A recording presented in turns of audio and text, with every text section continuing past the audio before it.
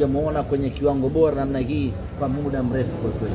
Hii ni kazi ya muda mfupi ya Mwalimu Selemani Matola ya kuongeza viwango vya mchezaji mmoja mmoja, na hatimaye watu hii leo wameondoka hapa Benjamin Mkapa wakiwa wameridhika kwa 100%.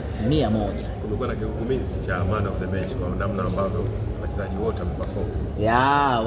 Walioteua wamepata kazi.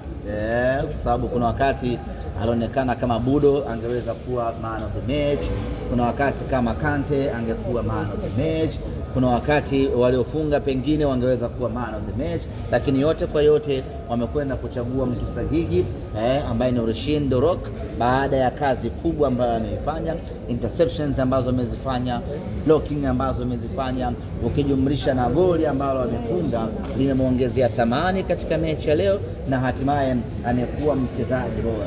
Na Rushin anafunga goli lake la pili katika ligi kuu ya Tanzania.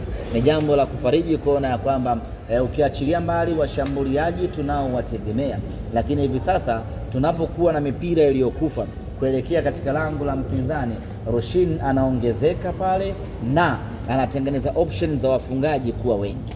Bana, kwa pila ambalo limepigwa leo, wana Simba wasishangae Matola kaachiwa timu.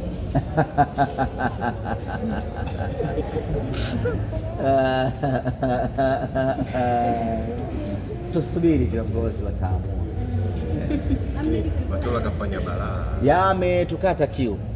Kwa muda mrefu hatujaona Simba yetu ikitakata namna hii.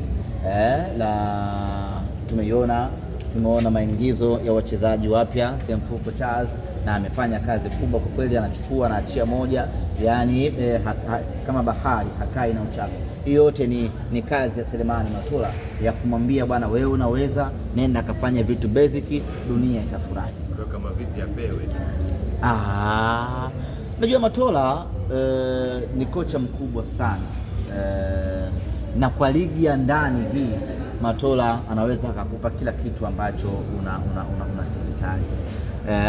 Matola dhidi ya timu hii ambayo tuko nayo ya Simba, ya wachezaji hawa wazuri tuliokuwa nao, ana uwezo wa kufanya wonders sana katika ligi hii ya Tanzania.